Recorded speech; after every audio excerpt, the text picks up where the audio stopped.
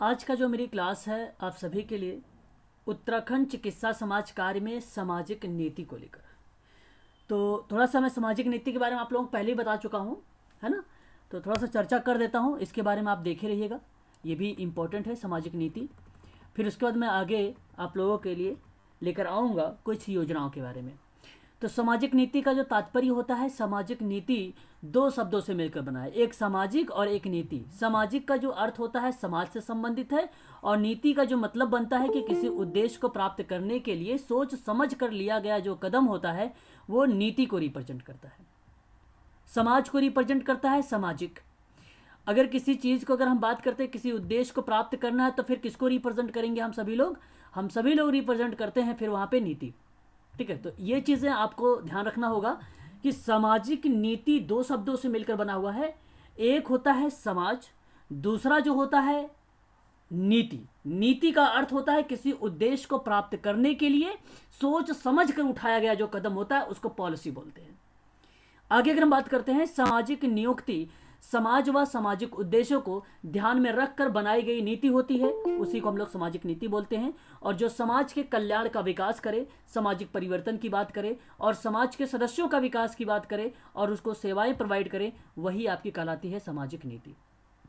तो मैं आशा कर रहा हूं कि सामाजिक नीति आप लोग समझ गए होंगे। सामाजिक नीति बहुत सरल शब्द है, बहुत ही ईजी है, बहुत ही आसान है, आप समझ सकते हैं। सामाजिक नीति किसे कहते हैं? अगर आपसे पूछे कोई व्यक्ति तो आप क्या जवाब देने वाले हैं?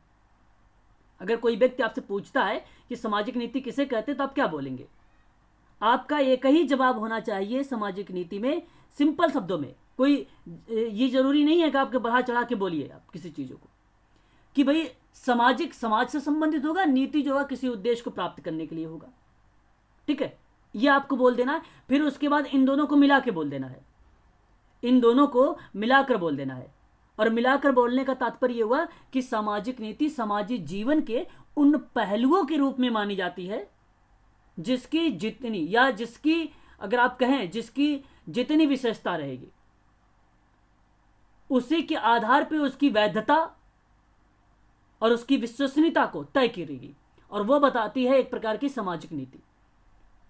सिंपल शब्दों में अगर मैं कहूं, कुलकर्णी के महोदय के अकॉर्डिंग, उनके शब्दों में अगर मैं बात करूं आपको कि सामाजिक नीति क्या होती है, कि सामाजिक संरचना की कमियों को दूर करने की बात करता है, असंतुलित को रोकता है, उसी को कहते हैं सामाजिक नीति। एक लाइन में बोल दीजिए कि संरचना में जो कमियां हैं समाज में उसको दूर करना, असंतुलन को रोक देना, यह कहती है सामाजिक नीति। बस सिंपल शब्द में इसी तरीके से आप सभी लोग समझते चलिए। आगे हम बात करते हैं, नेक्स्ट पॉइंट लेते हैं। और हमारे सामने जो नेक्स्ट पॉइंट है वो है कुछ परिभाषाओं से। जैसे अगर मैं बात करूं सामाजिक नीति क्या कहती है, तो यहाँ पे एक विद्वान का नाम है, उनका नाम है विलियमसन। विलियमसन कहते हैं कि सामाजिक नीति समिष्टवाद की रणनीति के रूप में एवं सामाजिक समस्याओं को निपटने एवं राज्य एवं हस्तक्षेप के अभ्यास के रूप में जानी जाती है। तो यानी सामाजिक नीति समिष्टवाद है, समग्रवाद है, जहां पे राजनीति के रूप में या सामाजिक समस्याओं को निपटाने की बात कर रहा हो, हस्तक्षेप करने की बात कर रहा हो। हस्तक्षेप का मतलब होता है इंटरवेंशन, पहचान करने के लिए, पहचान करके उसकी समस्या का समाधान कर देना और उसकी आवश्यकता के आधार पर जो उसकी नीड है, जो चीज उसकी नीड है, उसी नीड्स के आधार पर उसको प्रोवाइड किया जाना, वो कहते हैं विलियमसन। आगे अगर हम बात करते हैं, एक और विद्वान मिलेंगे आपको, गिल महोदय कहते हैं कि सामाजिक नीतियों के सिद्धांत और क्रियाएं इस प्रकार से रचित की जाती है जो समाज में जीवन के संपूर्ण वास्तविकता को प्रभावित कर दे। बात वही है, जो सामाजिक नीति सामाजिक संरचना की कमियों को दूर कर दे, असंतुलन को रोक दे, असंतुलन वाले क्षेत्र को जो प्रभावित है उसको दूर कर दे, वही आपकी कहलाती है सामाजिक नीति। सामाजिक नीति एक साधन है, ध्यान रखिएगा, एक साधन है जिसके माध्यम से हम आकांक्षाओं तथा अगर हम बात करें आकांक्षाएं और उसकी आवश्यकताओं को हम पहचान कर उसकी पूर्ति करते हैं और उसे समाज की मुख्य धारा से जोड़ते हैं, वो कहलाती है आपकी सामाजिक नीति। बस सिंपल शब्द में है आपका। ठीक है, आगे अगर हम बात करते हैं तो एक और हमारा यहाँ पे परिभाषा मिलेगी हम सभी को, कुलकर्णी महोदय का। कुलकर्णी कहते हैं कि सामाजिक नीति विशेष सामाजिक उद्देश्य को समाप्त करने के लिए उपबंध। देखो ये मैं आपको बता दूं, स्टेटमेंट अभी हाल ही में यूजीसी में प्रश्न आया हुआ था ये, है ना। तो थोड़ा सा स्टेटमेंट, जैसे आप यहाँ पे नाम देख रहे हैं, विलियमसन का नाम देख रहे हैं, गिल का नाम देख रहे हैं, कुलकर्णी का नाम देख रहे हैं, और सिगमंड फ्राइड का तो नाम नहीं दिख रहे हैं आप, ना ही आप एरिक्सन का नाम देख रहे हैं। तो आपके दिमाग में ये बात आ जानी चाहिए कि सामाजिक नीति कहीं ना कहीं कुलकर्णी जी का ही नाम आता है। अगर आपको परिभाषा भी याद नहीं है तो आज ट्रिक के माध्यम से भी लगा सकते हैं आप कि परिभाषा कहाँ कहाँ किसकी पढ़ा है आपने, ठीक है। सिगमंड फ्राइड आप पढ़ेंगे बाल विकास वगैरह में, ठीक है। एरिक्सन के बारे में पढ़ेंगे बाल विकास में, ठीक है। अगर सोशल वर्क के फील्ड के बारे में बात करें तो आप पढ़ेंगे वहाँ पे समाज कार्य की किताबों के बारे में, तो जॉर्ज मिड का बारे में आप पढ़ेंगे, ठीक है। तो ये सारी चीज़ें हैं, थोड़ा सा हमें इसके पर विचार करना चाहिए। आगे अगर हम बात करें तो ये कहते हैं सामाजिक उद्देश्यों को समाप्त करने के लिए उपलब्ध साधनों पर नियंत्रण और प्रयोग और प्रभावपूर्ण इस्तेमाल की गई बनाई जाती है वही कहलाती है आपकी सामाजिक नीति। कहने का मतलब है साधनों पर नियंत्रण और प्रयोग एवं प्रभावपूर्ण इस्तेमाल की जाने वाली जो भी क्रियाविधि होती है जो सामाजिक उद्देश्यों को विशेषकर, देखिए यहाँ पे सामाजिक नीति विशेष उद्देश्यों को समाप्त करने के उपलब्ध में। अच्छा, विशेष उद्देश्य समाप्त करने का मतलब ये हुआ कि कुरीतियां समाप्त करना है, असामाजिकता समाप्त करना है, इसका मीनिंग यहाँ तक ये था, कुलकर्णी का मीनिंग यही था यहाँ पे। और वो नियंत्रण करता था संसाधनों पर और उसके प्रभाव और प्रयोग पर। आगे और परिभाषा लेते हैं जो है आइडन के अकॉर्डिंग। सामाजिक नीति उन दशा और परिस्थितियों की प्राप्ति से संबंधित है जिसमें यह साझा करता है कि नागरिक अच्छा जीवन प्राप्त कर सके। तो ये तो बहुत सरल परिभाषा है, आप आसानी से समझ सकते हैं आइडन महोदय के बारे में, ठीक है। चलिए आगे हम बात कर लेते हैं, विशेषताओं के बारे में बात करते हैं, फटाफट करेंगे क्योंकि आज हमें बहुत सारी चीज़ें पढ़नी है हम सभी लोगों को। तो विशेषताएं में अगर हम बात करें, सामाजिक नीति एक क्रमबद्ध वैज्ञानिक अध्ययन पर विषय। ये प्रश्न पूछा जाता है कभी कभी अभिकथन के रूप में आ जाएगा आपके सामने, है ना। किसके रूप में आ जाएगा? अभिकथन। और या तो प्रश्न बन जाएगा आपका तर्क के रूप में कि भाई विचार करें आप लोग कि कौन सी सामाजिक नीति की विशेषता है। तो अगर ये चीज़ें आपको पता होगी तो आप कर लेंगे, अदरवाइज फिर तो दिक्कत हो जाएगी आपको। तो यहाँ पर आप देख लीजिए, तो सामाजिक नीति जो होती है एक क्रमबद्ध वैज्ञानिक अध्ययन होता है, जिससे कहने का मतलब ये हुआ सामाजिक नीति में जो भी आप क्रियाविधि करेंगे, जो भी पॉलिसी या जो भी कार्यक्रम आयोजित करेंगे वो क्रमबद्ध से करेंगे और एक वैज्ञानिक विधि से करेंगे, वो सिस्टमेटिक ढंग से होगा वो। तो इसलिए कहा जाता है कि सामाजिक नीति जो होती है वो क्रमबद्ध वैज्ञानिक अध्ययन का विषय है। फिर कहता है सामाजिक नीति जो होता है वो लक्ष्य और उद्देश्य को प्राप्त करने का एक साधन माना जाता है। किसी लक्ष्य और उद्देश्य को प्राप्त करने का, अच्छा अभी मैंने आप लोगों से बताया बेटा कि सामाजिक नीति क्या है, एक प्रकार का साधन ही है, ठीक है। सामाजिक नीति क्या है? एक प्रकार की साधन ही तो है, बताएं आप लोग। बिल्कुल साधन है, ठीक है। और अगर मैं आपसे बात करूं तो जिसके माध्यम से आकांक्षाओं और उस आकांक्षाओं से परे इस प्रकार से विकसित करता है कि सभी कल्याण की वृद्धि, ताकि सभी लोगों का कल्याण हो सके, है ना, और सभी लोगों को समाज की मुख्य धारा से जोड़ा जा सके। सामाजिक नीति के द्वारा मानव और भौतिक दोनों प्रकार के संसाधनों में वृद्धि हो सके। इस तरह की क्रियाविधि एक लक्ष्य और उद्देश्य को प्राप्त करने के रूप में एक साधन के रूप में जाना जाता है इसको। सामाजिक नीति एक अभ्यास का क्षेत्र है, प्रैक्टिस पर आधारित है। सामाजिक नीति जो है समाज के अगर हम बात करें सदस्यों के कल्याण से संबंधित है। सामाजिक नीति संसाधन, संपत्ति, लाभांश के वितरण की भूमिका को निभाता है। सामाजिक नीति के अंतर्गत समाज से संबंधित सामाजिक मुद्दे आते हैं।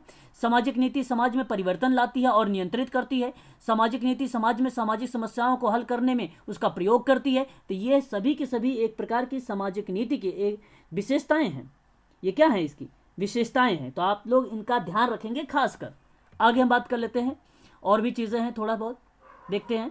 सामाजिक नीति का लक्ष्य और कार्य के बारे में बात करें तो बहुत ही सरल है, आपको अच्छे तरीके से पता होगा कि उसका लक्ष्य और कार्य क्या होता है सामाजिक नीति के। तो मैं आपको बताऊं, वर्तमान कानूनों को ध्यान से सुनिएगा, अधिक प्रभावी बनाकर सामाजिक अयोग्यता को दूर करना, यानी कमियों को दूर करता है। ये एक प्रकार के उसके कार्य है, उसका लक्ष्य है। लक्ष्य है कि जन सहयोग और संस्थागत सेवाओं के द्वारा आर्थिक अयोग्यता को कम करना है, मतलब आर्थिक सुधार करने की बात करता है। सुधारात्मक और सुरक्षात्मक प्रयासों में वृद्धि करने की बात करता है ये, है ना। और आगे अगर मैं बात करूं आप लोगों से, तो साथ ही साथ एक चीज़ और बताता है, बाधितों को पुनर्स्थापित करने की बात करता है ना, पीड़ित मानवता के दुखों और कष्टों को कम करने की बात करता है। और आगे अगर मैं बात करूं, जीवन में अगर हम बात करते हैं, उसके जीवन स्तर को, असमानता को कम करने की बात करता है। ठीक है, स्वास्थ्य एवं पोषण के स्तर को ऊंचा उठाने की बात करता है, व्यक्तित्व के विकास के लिए अवसरों के उपलब्ध कराने की बात करता है, परिवार कल्याण के सेवाएं प्रोवाइड करता है। तो ये सभी के सभी एक प्रकार के कार्य और उसके लक्ष्यों के रूप में जाने जाते हैं। ठीक है, ये हमें थोड़ा सा ध्यान रखना पड़ेगा कौन कौन से इसके कार्य हैं। कमजोर वर्गों के बारे में अगर हम बात करें, विशेष संरक्षण प्रदान करता है, उचित कार्यों की शर्त और परिस्थितियों का आश्वासन दिलाता है। ठीक है, कार्य से होने वाले लाभ को न्यायसंगत वितरण सुनिश्चित करता है। तो ये सभी के सभी सामाजिक नीति के कार्य कह सकते हो, या तो आप इसे लक्ष्य बोल सकते हो। हम एक और बात कर लेते हैं यहाँ पर, भारत सरकार ने सामाजिक नीति का नियोजित विकास के रूप में कुछ उद्देश्यों के रूप में काम भी किया था। जैसे अगर मैं कहूँ, उन दशाओं का निर्माण करता है जिसमें सभी नागरिक का जीवन स्तर ऊंचा उठ सके। एक काम तो ये करता है सामाजिक नीति। और मैं एक बात बता दूं, महिलाओं और पुरुषों दोनों को समान रूप से विकास की सेवाएं की बात करता है। ठीक है, विकास की सेवाओं की बात करता है। साथ ही साथ अगर मैं आपसे बात करूं यहाँ पे, तो आधुनिक उत्पादन संरचना का विस्तार करेगा। साथ अगर हम कहें उसके साथ साथ तो स्वास्थ्य पर बात करता है, आवास पर बात करता है, शिक्षा पर बात करता है, सामाजिक दशाओं में सुधार करने की बात करता है। ये भारत सरकार ने सामाजिक नीति नियोजित विकास के उद्देश्य को उल्लेखित इस तरीके से किया था। लेकिन अगर हम बात करते हैं सामाजिक नीति के कुछ क्षेत्रों के बारे में, तो सामाजिक नीति के जब क्षेत्र आता है, तो जैसे आप 4 Ps के नाम जानते होंगे, पार्लियामेंट का नाम आता है 4 Ps में, समस्या समाधान का उपागम। किसी को पता है 4 Ps के बारे में? 4 Ps के बारे में किसी को पता है? बताएं। Public problem plays process. Public नहीं होगा, पब्लिक नहीं होगा, पर्सन, प्लेस, प्रॉब्लम, प्रोसेस। ठीक है, ये 4 नाम आते 4 Ps। और समस्या समाधान का उपागम जब दिया था पार्लियामेंट ने, तो ये बातें बताया था उसके अप्रोच के दौरान। पार्लियामेंट का नाम आता है हेलन हॉरिस पार्लियामेंट, इसका पूरा नाम है। अगर हम बात करते हैं सामाजिक नीति के क्षेत्रों के बारे में, तो हालांकि सामाजिक कार्यक्रम और उसके संबंधित जो कार्य हैं उसी के आधार पर हम लोग डिवाइड कर सकते हैं। जैसे सामाजिक क्षेत्र पर पहला बात करता है, पहले यस के बारे में। ठीक है, इस सोशल एरिया में इसने कहा कि सामाजिक सेवाएं जैसे शिक्षा, स्वास्थ्य, परिवार नियोजन, पोषण, आवास इत्यादि की वृद्धि एवं सुरक्षा करने की अगर कोई बात करता है तो वो सामाजिक क्षेत्र में आता है। तो एक चीज़ तो ये आपका क्लियर हो गया होगा। और ये मैं बात बता देता हूँ आप लोगों को, ये जो नाम है आपके सामने, ड्यूरेक्स एवं कुक का नाम, यही महोदय ने 5 Ps के बारे में बात किया है। जिस तरीके से 4 Ps के बारे में बात करने वाले व्यक्ति पार्लियामेंट का नाम आता है, ठीक उसी प्रकार से 5 Ps के बारे में अगर किसी का नाम आता है तो उसका नाम आता है ड्यूरेक्स एवं कुक का नाम आता है। अच्छा, दूसरी बात यहाँ पे अगर हम बात करें सोशल इंश्योरेंस के बारे में, दूसरा इस कहता है आपसे, इसका तात्पर्य है कि पेंशन, मेरी बात को बहुत ध्यान से सुनिएगा आप लोग, पेंशन, बेरोजगारी भत्ता, बाध्यता भत्ता इत्यादि चीज़ों के बारे में अगर चर्चा करता है, पेंशन वगैरह के बारे में बात करता है सामाजिक नीति के क्षेत्र में, तो एक क्षेत्र आपका ये यस आ जाएगा, सोशल इंश्योरेंस। अगर हम बात करते हैं यहाँ पे 3rd एस के बारे में, सामाजिक संरक्षण के बारे में, ये खाद्य सहायता, पूरक आहार, आय का हस्तांतरण करना, ये कहीं ना कहीं रिप्रेजेंट करता है आपका सामाजिक संरक्षण को। सामाजिक सेवाएं, समाज में अगर हम बात करें कमजोर वर्ग, जैसे आप कह सकते हैं निर्बल वर्ग, अनुसूचित जाति, और उसके बाद अगर हम बात करें अनुसूचित जनजाति कल्याण, है ना। थोड़ा सा 1 मिनट मैं आप लोगों से, ज़्यादा नहीं, थोड़ा सा समझ लूँगा, कॉल आ रही है। मैंने क्या बात कर रहा था आप लोगों से, तो जब भी कभी निर्बल वर्ग या अनुसूचित जाति या जनजाति के कल्याण एवं सामाजिक आर्थिक विकास को प्रोत्साहित करता है, तो वह आपका सामाजिक क्या कहलाएगा, सामाजिक सेवाएं कहलाएगी। याद रखिएगा आप सभी लोग। एक है आपका सामाजिक अधिकार। सामाजिक अधिकार में अगर हम बात करें, श्रमिक, महिला और बाल अधिकार आते हैं। ठीक है, तो यहाँ बेसिकली अगर हम बात करें स्थानीय स्तर पर, है ना, स्थानीय स्तर भी आप यहाँ पे रिप्रेजेंट कर सकते हैं। जैसे स्थानीय स्तर पर हम लोग देख रहे थे सामाजिक संरक्षण में कि भाई पूरक कल्याण सेवाओं के विकास को लेकर नीति निर्धारण करना, जैसे खाद्य सहायता, पूरक आहार और आय हस्तांतरण। ये तो यहाँ पे होगा ही होगा, लेकिन इसके अधिकारों पर अगर हम बात करें तो यहाँ पर भी वो चीज़ों को इन्वॉल्व कर लिया जाता है। और सामाजिक सेवाओं में अगर हम बात करते हैं तो सुधार को लेकर बात करते हैं, है ना। और सामाजिक अधिकार में बात करते हैं, सामाजिक सुरक्षा को लेकर बात करते हैं, इसके लिए नीति बनाते हैं, चाहे श्रमिक हो, चाहे बाल विकास के लेकर या हो, या महिला विकास के लिए बात हो, ठीक है। जहाँ पे अगर हम साथ ही साथ बात कर सकते हैं सामाजिक आर्थिक परिवर्तन लाना, आय या धन में असमान वितरण में कमी लाना, आर्थिक शक्ति के केंद्रीकरण पर रोक लगाना और समान अवसर को उपलब्ध कराने के प्रयास करना, ये भी सारी की सारी चीज़ें जो है सामाजिक नीति के क्षेत्र में इन्वॉल्व हो जाती है, ठीक है। मैं आशा कर रहा हूँ कि आप लोग शायद समझ में आ रहा होगा। एक बार जरा स्पष्टीकरण करें। जी सर। हाँ, आगे अगर हम बात करते हैं सामाजिक नीति का महत्वपूर्ण क्षेत्र, और भी कुछ चीज़ें आती हैं जैसे सामाजिक सुरक्षा, सामाजिक देखभाल, सामाजिक कल्याण, सामाजिक नियंत्रण, स्वास्थ्य, शिक्षा, आवास, पेंशन, बेरोजगारी भत्ता, न्याय, ये सारी की सारी चीज़ें जो है इन्वॉल्व होती हैं सामाजिक नीति के क्षेत्रों में, ठीक है। समुदाय के अगर हम क्षेत्रों में बात करते हैं तो वहाँ पर भी होता है, जैसे कि प्रत्येक ऐसे समुदाय भी है जहाँ पे औद्योगिक और आधुनिकीकरण तीव्र गति से हो रहा है ना। तो वो भी चीज़ें इसमें इन्वॉल्व है, जैसे उद्योगपति हो जाएं, बड़े बड़े व्यवसाय के लोग हो जाएं, प्रबंधक के लोग हो जाएं, कृषि के लोग हो जाएं, ये सारे चीज़ें जो है कम्युनिटी के अंतर्गत भी आ जाते हैं, ठीक है। और सामाजिक नीति में अगर हम बात करते हैं समाज के दृष्टिकोण से विभिन्न वर्गों के बारे में, तो उनके लिए भी सामाजिक नीति बनाई जाती है ना। प्रत्येक समाज के कुछ ऐसे महत्वपूर्ण वर्ग होते हैं जिनका कल्याण आवश्यक माना जाता है। उदाहरण के तौर पे अगर आप ये जानें, कम आयु के बच्चे हो गए या विद्यालय का लाभ ना उठा पाने वाले बच्चे हो सकते हैं, है ना। इसके दौरान हम क्या कर सकते हैं, अपरिहार्य कारणों से विद्यालय को छोड़कर चले जाते हैं बच्चे, और इसके लिए हम क्या कर सकते हैं, सामाजिक नीति बनाकर उन बच्चों को समाज की मुख्य धारा से जोड़ सकते हैं। तो ये सभी के सभी उसके क्षेत्र हो जाएंगे, है ना। चलिए आगे हम बात करते हैं। अच्छा, पुनर्वास भी यहाँ पे प्रक्रिया जो है संचालित हो जाती है। मैं यहाँ आप लोगों के थोड़ा सा एक चर्चा कर देता हूँ कुछ प्रारूपों के बारे में, कि इसके प्रारूप कौन कौन से होते हैं, ठीक है। आप लोग कॉपी लिए हैं तो नोट कर लीजिए, वरना मैं आपको पीडीएफ दे दूंगा यहाँ पर, ठीक है।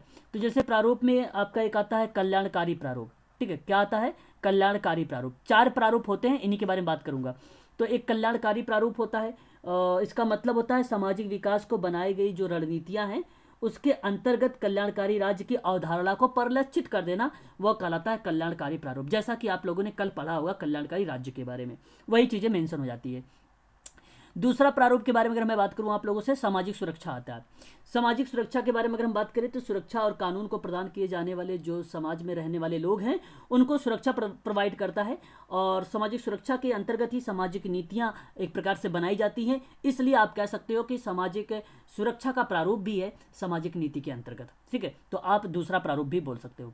तीसरा एक प्रारूप है उदारीकरण प्रारूप। ये बहुत सारे बच्चे समझ में ही नहीं पाते कि उदारीकरण है क्या, क्योंकि जो चीज़ें बार बार सुने रहते हैं, देखे रहते हैं, समझे रहते हैं, उसको समझ में तो आता है, लेकिन उदारीकरण का मतलब आप समझ लीजिए यहाँ पर, है ना, कि उदारीकरण का मीनिंग क्या बनेगा।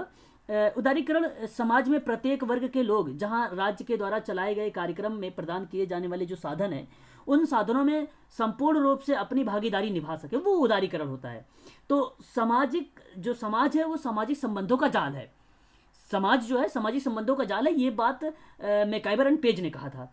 और आप सभी को बता दूं यहाँ पे, जब कभी समानता की चेतना की बात हो, जब लोगों की सहभागिता की बात हो, जब लोगों की सक्रिय भागीदारी की बात हो, तो कहीं ना कहीं एक प्रकार से उदारीकरण रिप्रेजेंट होता है।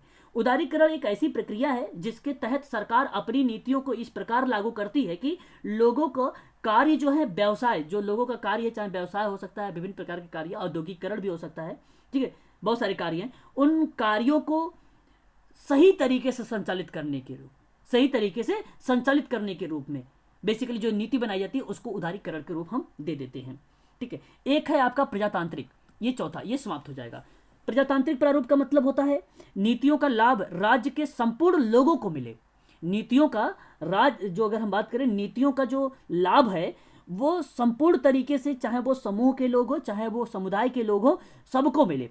तो लोकतांत्रिक प्रारूप के तहत नीतियां इस प्रकार बनाई जाती हैं कि इसके तहत कोई व्यक्ति कानून के दायरे में रहकर अपने व्यक्तित्व का सर्वांगीण विकास कर सके, इस तरीके से इसको कहा गया कि प्रजातांत्रिक रूप है। तो ये 4 टाइप के आपका प्रारूप था। ये भी कभी कभी एग्जाम में पूछ लिया जाता है, कितने प्रकार के पाए जाते हैं प्रारूप सामाजिक नीति में, तो 4 टाइप के, और पूछ लेता है कभी कभी इनमें से कौन सा नहीं है। ये 4 मिलेंगे और एक कोई आपका अलग दे देगा, सामाजिक नियंत्रण, ठीक है, या शिक्षा, तो वही नहीं होगा। तो प्रश्न ऐसे भी बन जाते हैं। कल मैं आप लोगों से इस पर प्रश्न करवाऊंगा।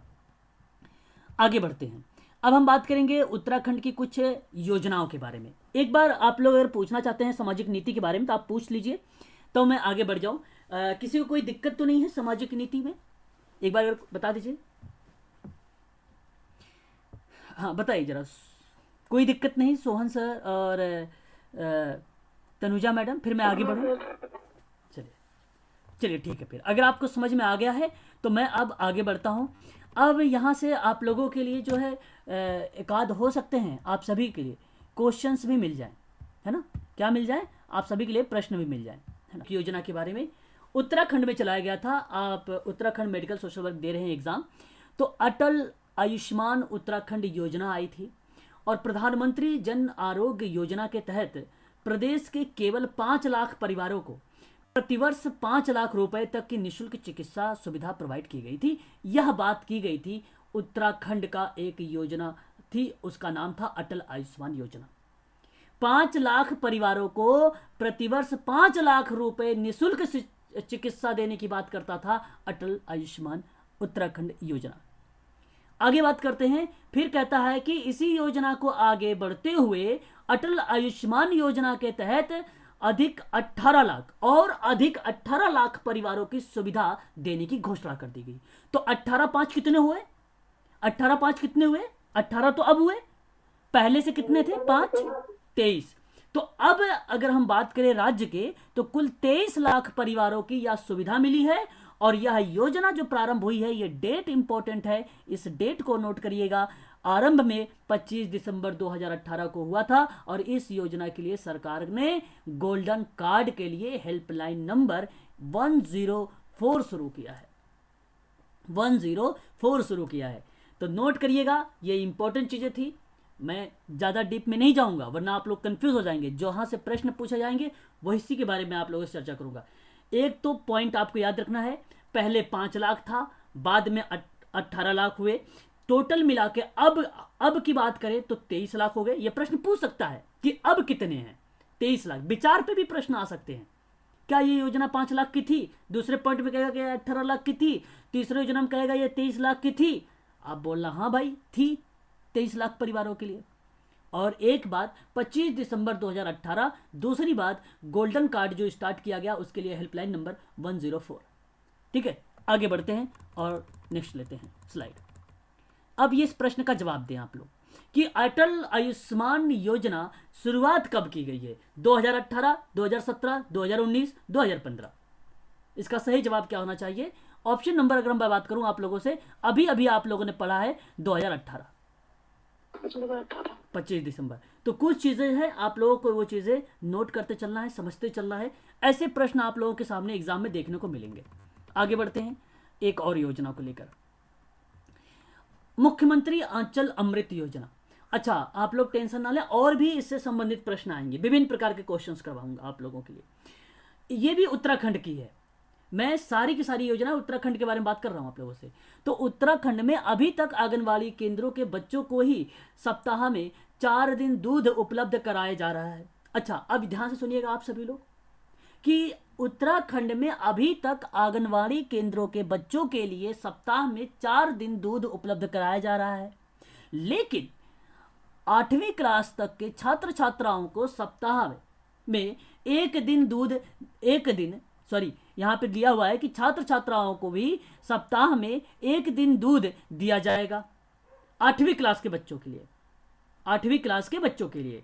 और मुख्यमंत्री त्रिवेंद्र सिंह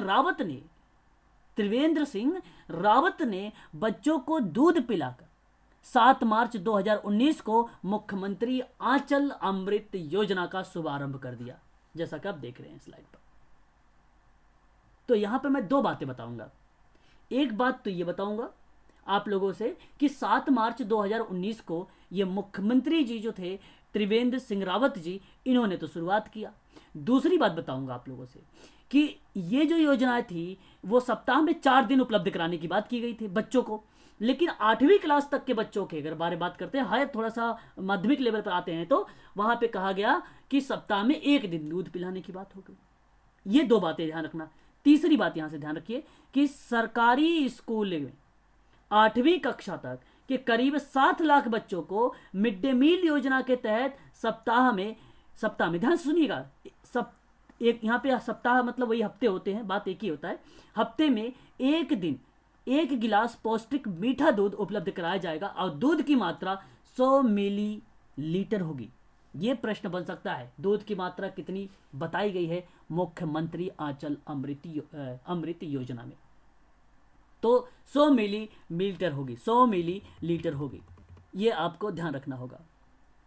अच्छा, अब आप मुझे जरा बताएं, यहाँ पे मुख्यमंत्री आंचल अमृत योजना कब शुरुआत किया गया है? आप लोग मुझे बताएं इस प्रश्न का जवाब।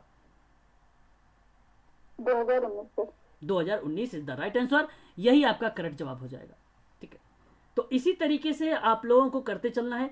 अगेन और भी क्वेश्चंस अभी आप लोग पहले इस स्लाइड को ध्यान से देखिएगा, फिर उसके बाद आपका क्वेश्चंस आने वाले हैं। ठीक है, आगे अगर हम बात करते हैं, और हमारे सामने एक और प्रश्न है हम सभी लोगों के टॉप, यहाँ पे ई गवर्नेंस है।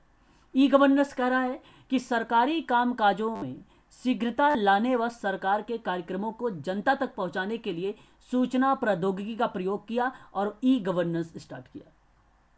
ई गवर्नेंस स्टार्ट किया, तो आप भली भांति तरीके से परिचित हो गए होंगे अब आप सभी लोग कि क्या है ये योजनाएं। इस योजना में अगर मैं बात कर रहा हूं आप लोगों से, तो इसमें एक बात कह दिया गया कि सरकारी कामकाजों में शीघ्रता लाने की बात की गई है और सूचना प्रौद्योगिकी का प्रयोग किया गया है, बस यही बात ध्यान रखना है। दूसरी बात आपको ध्यान रखना होगा यहां पर कि राज्य सरकार ने 2001 को ई गवर्नेंस वर्ष घोषित किया है। Very very most important point, 2001 को ई गवर्नेंस वर्ष घोषित किया है राज्य में, और भू अभिलेख के लिए देवभूमि नामक सॉफ्टवेयर क्या तैयार किया है। तो यह प्रश्न बन सकता है कि राज्य के भू अभिलेख के लिए कौन सी सॉफ्टवेयर संचालित किया गया है? तो देवभूमि नामक सॉफ्टवेयर, ये याद रखना होगा। और ये घोषित कब किया गया था? तो 2001 में घोषित किया गया था। ठीक है, याद रखिएगा आप सभी लोग इन सभी चीजों को। फिर उसके बाद एक स्वान नेटवर्क आता है। स्वान नेटवर्क के तहत राज्य की सभी तहसीलों से जोड़ा गया, सभी तहसीलों को जोड़ा गया। ई डिस्ट्रिक्ट परियोजना, ई डिस्ट्रिक्ट परियोजना ई गवर्नेंस के तहत यह योजना चलाई गई है। ई डिस्ट्रिक्ट के तहत 2009 में पौड़ी जनपद ने यह शुरुआत की थी। क्या शुरुआत की थी? ई डिस्ट्रिक्ट परियोजना पौड़ी जनपद से। ठीक है, 2009 में यह शुरुआत हुई है, और ये सूचना प्रौद्योगिकी के माध्यम से सरकारी सेवा को जन जन तक पहुंचाना, ये एक प्रकार से इसका मोटो बन गया। इसका क्या बन गया था? ये मोटो बन गया, एक प्रकार से उद्देश्य बन गया था इसका। ठीक है, अब प्रश्न देखिए यहाँ पे, ई गवर्नेंस कार्यक्रम शुरुआत कब हुई है? 2002, 2009, 2001, 2008, बताएं। 2001। हाँ, यहाँ पे 2001 होगा। 2009 अगर आपको कंफ्यूज कर रहा था तो आपको बता दूं कि ई डिस्ट्रिक्ट परियोजना है जो ई गवर्नेंस के तहत इस योजना को लागू किया गया था। घोषित जो राज्य सरकार ने किया है 2001 को ई गवर्नेंस ने किया है, और भू अभिलेख के लिए देवभूमि नामक सॉफ्टवेयर को तैयार किया है। सभी तहसीलों से जोड़ने का काम कौन करता है? तो स्वान करता है। ये भी हमें ध्यान रखना पड़ेगा। चलिए आगे बढ़ते हैं और नेक्स्ट लेते हैं। वीर चंद्र सिंह गढ़वाली पर्यटन स्वरोजगार योजना। आप लोग उत्तराखंड के हैं, आप लोग शायद इनका नाम, इन सब की चीज़ों के बारे में जानते भी होंगे, थोड़ा बहुत सुना भी होगा शायद। है, सुने कि नहीं सुने आप लोगों ने? नहीं सुना है? सुना है। हाँ, सुना है, तो ठीक है। हाँ, आगे अगर हम बात करते हैं तो इस योजना में क्या हमें याद रखना पड़ेगा? ये पीडीएफ आप लोगों को अभी मैं सेंड कर दूंगा। ठीक है, वीर चंद्र सिंह गढ़वाली पर्यटन स्वरोजगार योजना, 1 जून 2000 को यह योजना शुरू की गई थी। यह 1 जून 2002 को यह योजना जो है शुरुआत की गई थी। ठीक है, आगे अगर बात करते हैं तो स्थानीय लोगों को पर्यटन की गतिविधियों से जोड़ने के लिए पर्यटन विभाग बैंकों के माध्यम से 40 लाख रुपए तक का ऋण प्रदान करने की बात की गई है।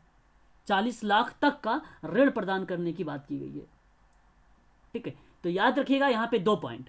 एक पॉइंट ये कि ये शुरुआत की गई थी 1 जून 2002 को। दूसरी पॉइंट ये कि 40 लाख रुपए तक का ये प्रोवाइड किया गया था। अच्छा, पता उत्तराखंड में बेसिकली पर्यटन के लिए जो अगर एक रिसोर्सेज के बारे में बात करूं, एक संसाधन के बारे में बात करूं, तो सबसे अच्छा जो है पर्यटन के रूप से आता है इनकम उत्तराखंड में। पता होगा, आप लोग भी जानते हुए होंगे। जी सर, हाँ जी सर। हाँ। तो उसके परिप्रेक्ष्य में स्वरोजगार योजना को शुरुआत किया गया था 1 जून 2002 को, है ना। आगे अगर हम बात करते हैं इस प्रश्न के बारे में, इस प्रश्न का जवाब मैं जानना चाहूंगा कि वीरचंद्र सिंह गढ़वाली पर्यटन स्वरोजगार योजना शुरुआत कब हुई है। प्रश्न इतने ही आएंगे और डीप में नहीं, 100 क्वेश्चंस मामूली बात नहीं है ना। 100 क्वेश्चंस आना तो कहाँ से बनाएगा, क्योंकि आपका यूनिट नंबर जो 5th दिया हुआ है इसमें योजनाओं के बारे में जिक्र किया है, तो हम इसके बारे में हमें जान लेना जरूरी है। तो जवाब बताएं आप लोग, इसका करेक्ट जवाब 1 जून 2002। 2002। हाँ, 1 जून 2002 यही करेक्ट जवाब हो जाएगा आप सभी लोगों का। वेरी गुड, यही सही जवाब है आपका। आगे अगर हम बात करते हैं, एक योजना का नाम आप सभी लोग भली भांति तरीके से परिचित होंगे और आप सभी लोग रूबरू होंगे उससे। वह योजना का नाम क्या है, तो हम बात करते हैं यहाँ पे मुख्यमंत्री और वर्तमान का हरिद्वार सांसद, जिसको स्पर्श गंगा के नाम से जानते हैं आप सभी लोग, हरिद्वार सांसद डॉक्टर रमेश पोखरियाल निशंक के द्वारा 17 दिसंबर 2009 में शुरू किया गया था स्पर्श गंगा अभियान। वेरी वेरी मोस्ट इंपॉर्टेंट, मैं इस पे स्टार लगा रहा हूँ, ठीक है।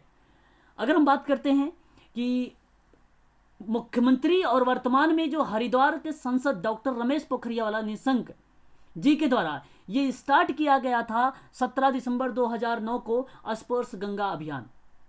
मुनि की रेती टिहरी से स्टार्ट हुआ था ये। 17 दिसंबर गंगा स्वच्छ दिवस के रूप में भी मनाया गया इसे। मुनि की रेती टिहरी से, ध्यान रखिएगा, स्पर्श गंगा अभियान का स्टार्ट होने की बात। और इसी के उपलक्ष्य में अगर मैं बात करूं आप लोगों से, तो 17 दिसंबर को गंगा स्वच्छता दिवस मनाया जाता है। एक इंपॉर्टेंट पॉइंट आपको और मिला यहां पर, ठीक है।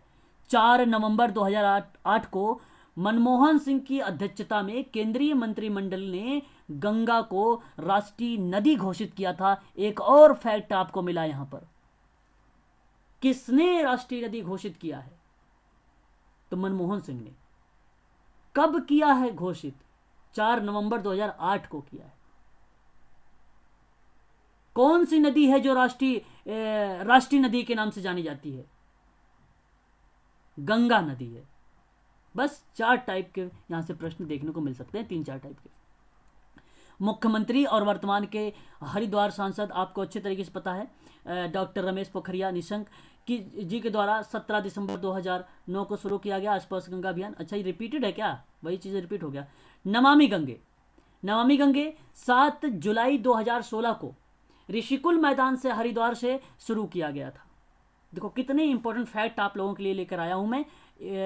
यहाँ पे कोई चीज़ें ऐसी नहीं है घुमावदार, सारे इंपॉर्टेंट चीज़ें हैं, फैक्ट के आधार पे हैं। ये प्रश्न अपने आप में बनाते हैं। तो नमामि गंगे, अच्छा आपको मैंने बता भी चुका हूँ शायद, अभी जो मेरी लास्ट क्लास हुई थी कल ना परसों, उसमें मैंने आप लोगों से चर्चा कर चुका था नमामि गंगे के बारे में। तो यहाँ पे दोबारा से देख लीजिए कि ऋषिकुल मैदान जो है हरिद्वार से स्टार्ट हुआ है 7 जुलाई 2016 को।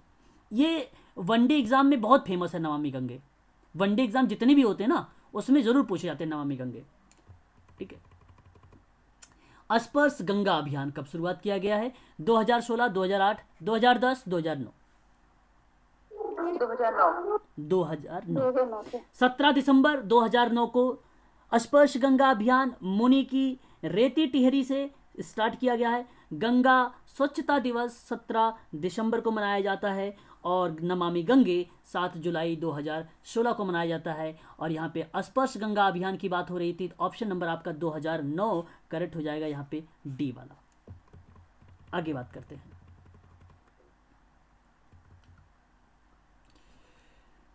दाल योजना, अच्छा इसका नाम सुना है आप लोगों ने उत्तराखंड में? नहीं सुना था, चलो कोई बात नहीं।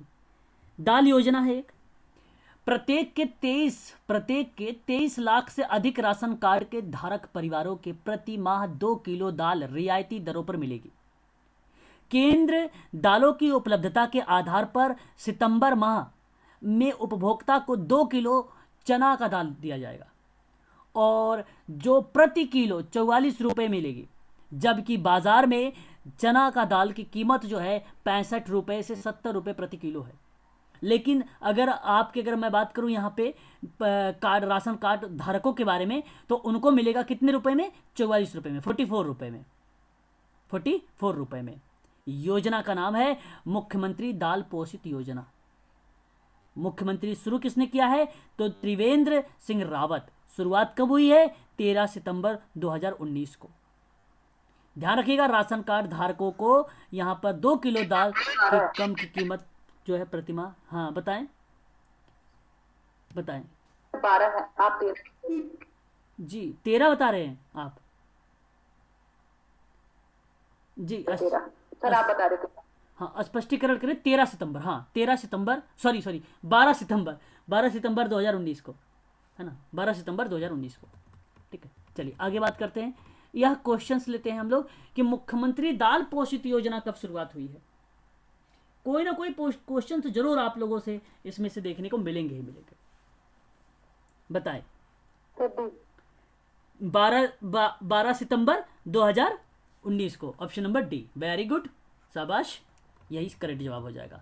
आगे बात करते हैं और एक और हम यहाँ पर योजनाओं के बारे में जिक्र कर लेते हैं। देखिए, उत्तराखंड की धरती की यही सब खूबियाँ को देखते हुए अब उत्तराखंड सरकार ने पर्यटन हब बनाने का एक सराहनीय फैसला लिया है। अपने इसी फैसले के धरातल पर लाने के लिए उत्तराखंड की सरकार ने 13 डिस्ट्रिक्ट की बात हो रही है यहाँ पे, है ना,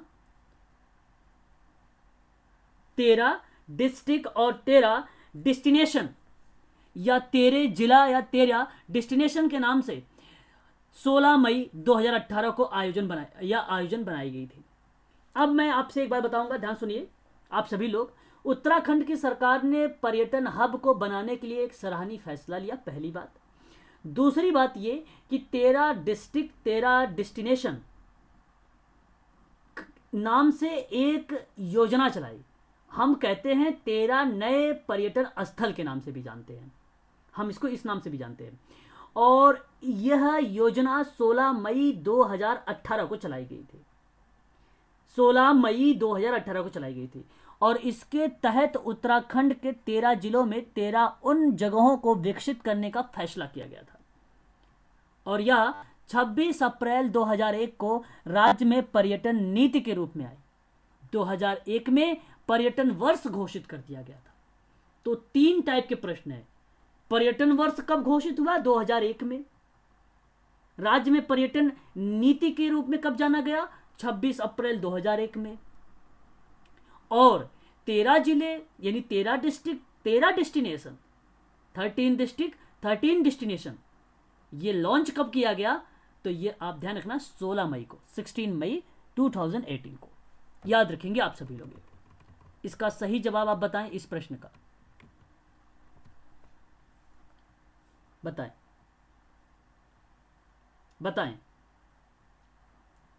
सर 2018। हाँ, तो प्रश्न को तो थोड़ा तेज आप लोग तुरंत बोल सकते हैं आप सभी लोग, है ना, क्योंकि मैं आपको बता रहा हूँ वहाँ पे, तो इसको प्रश्न तो आप अपने मन से कर दिया करें, है ना। बाकी आप कहेंगे तो मैं बताऊँगा ही, ऐसी बात नहीं बताऊँगा। मैं जानना चाहता हूँ कि आप लोग को याद हो रहा है कि नहीं आ रहा, समझ आ रहा है कि नहीं आ रहा।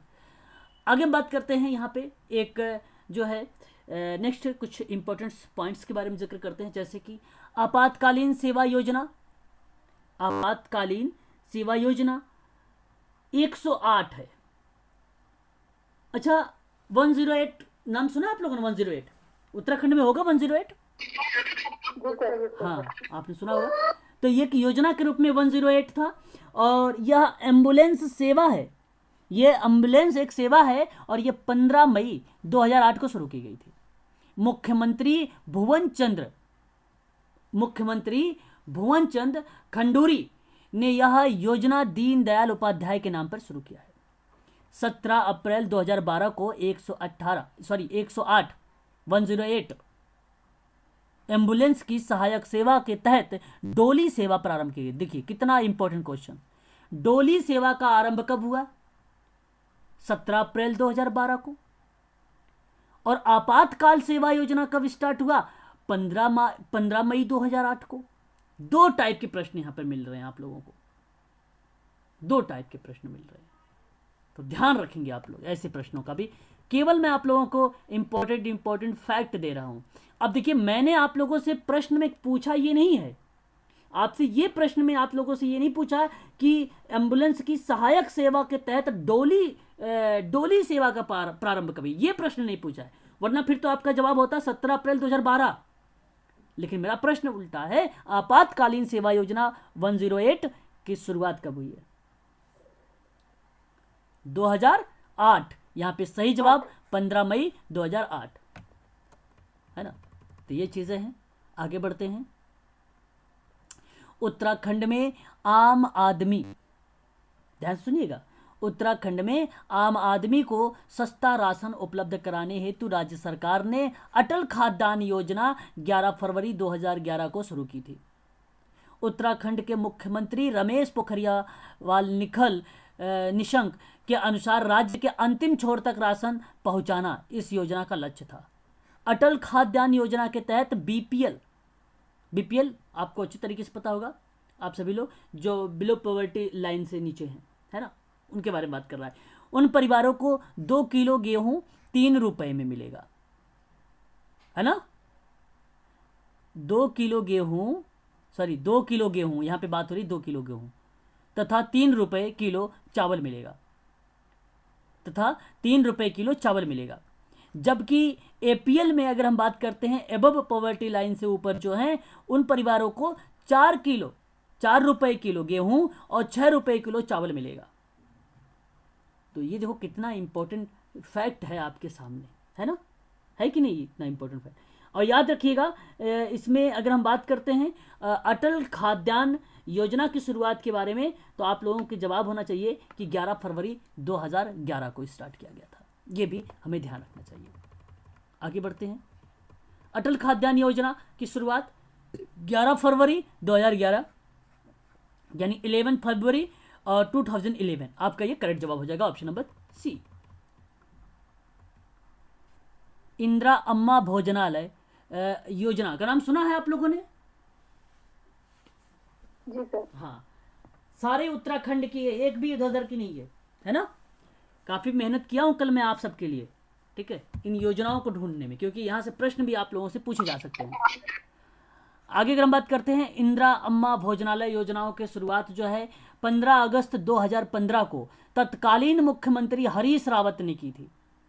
स्वतंत्रता दिवस के शुभ अवसर पर उत्तराखंड की राजधानी देहरादून में इंदिरा अम्मा भोजन योजना का शुभारंभ किया गया था। ठीक है, तो मैं यहाँ पे एक ही बात बताऊंगा कि इसका शुभारंभ किसने किया है, तो हरीश रावत का नाम याद रखें, स्वतंत्रता दिवस पर, और 15 अगस्त 2015 को ये स्टार्ट किया गया था।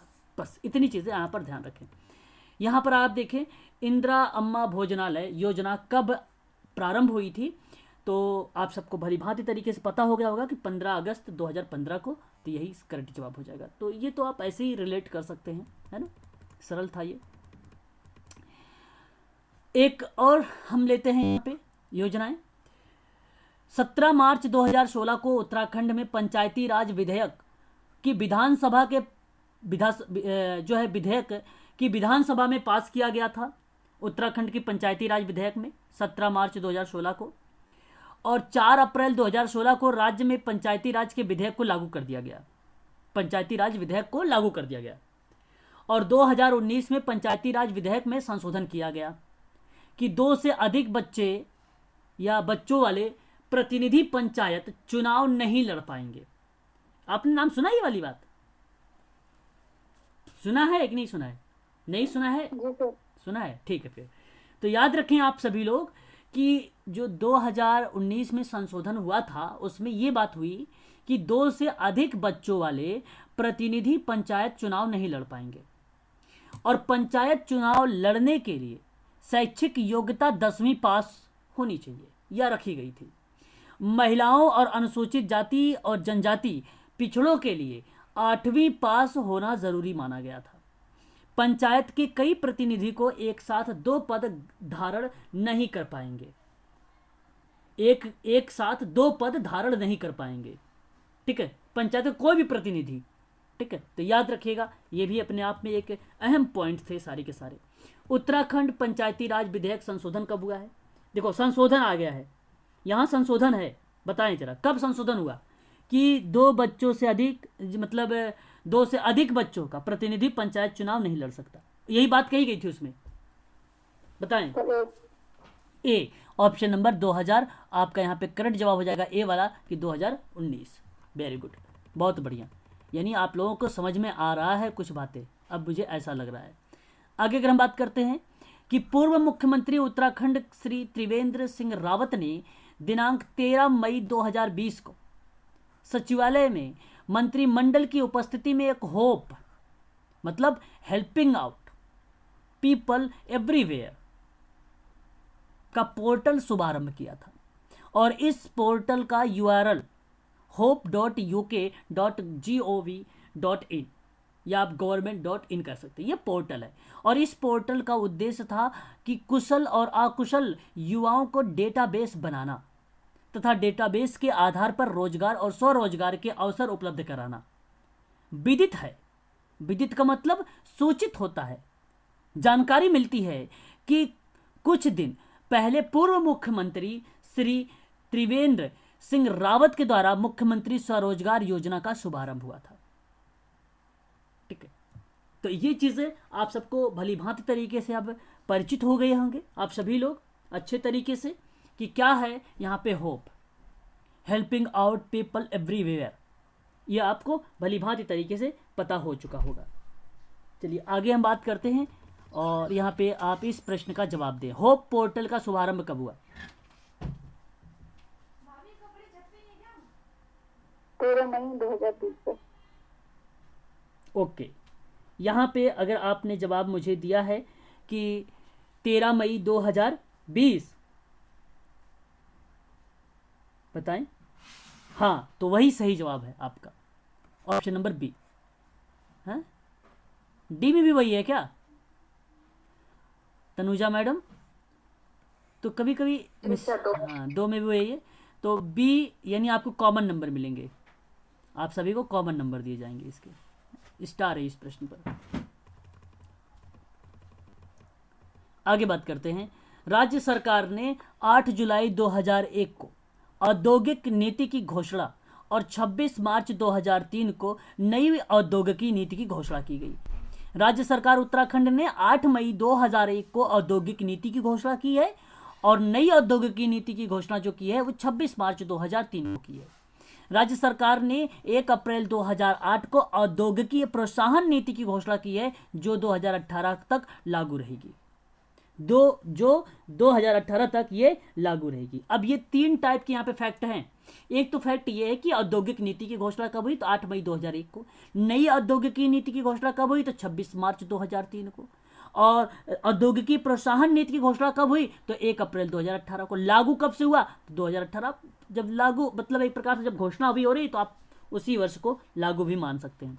तो इस प्रश्न का जवाब दें आप सभी लोग जरा मुझे कि उत्तराखंड राज्य के औद्योगिक प्रोत्साहन नीति की प्रारंभ कब हुआ?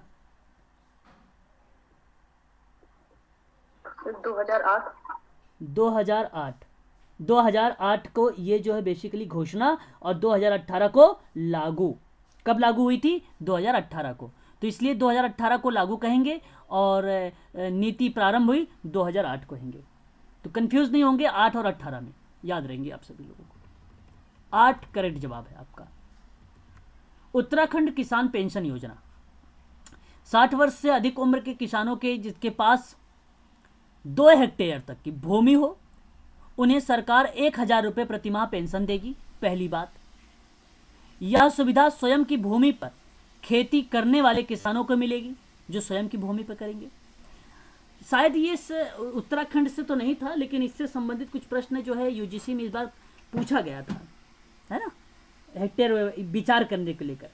तो आप लोग इन प्रश्नों को बड़ा ध्यान से, इन योजनाओं को बड़ा ध्यान से सुने, है ना, पूछा जा सकता है, कुछ विचार करें। तो 60 वर्षों के लिए होगा सही, 2 हेक्टेयर की भूमि जिनके पास होगी, जो ये सही होगा, और एक जो स्वयं की खेती कर रहे होंगे, ये पॉइंट आपकी सही होगी। और शुभारंभ का पॉइंट भी शुरू होगा 15 अप्रैल 2014 को ये शुरुआत किया गया है, उत्तराखंड किसान पेंशन योजना। तो यह आपका करेक्ट जवाब हो जाएगा। आगे हम बात करते हैं, उत्तराखंड किसान पेंशन योजना की शुरुआत कब की गई है? कब शुरुआत की गई है? क्वेश्चन नंबर अगर हम 14 की बात करें, 15 अगस्त 2014। हाँ, तो 15 अगस्त 2014 को ये स्टार्ट किया गया है, ये भी हमें ध्यान रखना होगा। ठीक है, तो ये सारी की सारी चीज़ें जो है इंपॉर्टेंट है। आगे हम बात कर लेते हैं नंदा गौरी योजना। ये काफ़ी फेमस शायद रहा है उत्तराखंड में, नंदा गौरा योजना। अगर हम बात करें, ये जो है 2 जून 2017 को राज्य सरकार के द्वारा शुरू की गई थी और यह योजना गौरा देवी कन्या धन योजना और नंदा देवी योजना को मिलाकर बनाई गई है। तो एक इम्पोर्टेंट पॉइंट आपको यहाँ पर मिला है, इस पे स्टार लगाइएगा, इस प्रश्न को, इस पॉइंट को। तो इस योजना के तहत गौरा देवी कन्या धन योजना है, नंदा देवी योजना को मिलाकर इस योजना को बनाई गई है और इस योजना के तहत राज्य की बीपीएल परिवारों की बालिकाओं को 2 चरणों में 62,000 रुपये दिया जाएगा। बालिका के जन्म पर 11,000 रुपये दिए जाएंगे, यानी 11,000, और 12वीं पास के बाद उसको 51,000 रुपये दिए जाएंगे और इस योजना का संचालन महिला एवं बाल विकास मंत्रालय के द्वारा किया जा रहा है। तो नंदा गौरा योजना वेरी वेरी मोस्ट इंपॉर्टेंट है, ये आप लोगों को भली भांति तरीके से पता भी होगा, आप सभी लोग जानते भी होंगे इसके बारे में। नंदा गौरा योजना कब शुरुआत हुई है? 2017। 2017, 2 जून 2017 ऑप्शन आपका यही करेक्ट जवाब हो जाएगा पहला, सॉरी 2 जून 2017 ऑप्शन आपका करेक्ट हो जाएगा बी, है ना, बी वाला आपका करेक्ट जवाब हो जाएगा। तो ये थी आप लोगों की आज की क्लास। हालांकि मैंने और भी योजनाएं लिया है ना, जैसा कि आप सभी लोग अगर देखें तो स्लाइड पे आपको दिखाई भी दे रहा होगा, है कि नहीं। तो मैं सोच रहा हूँ समय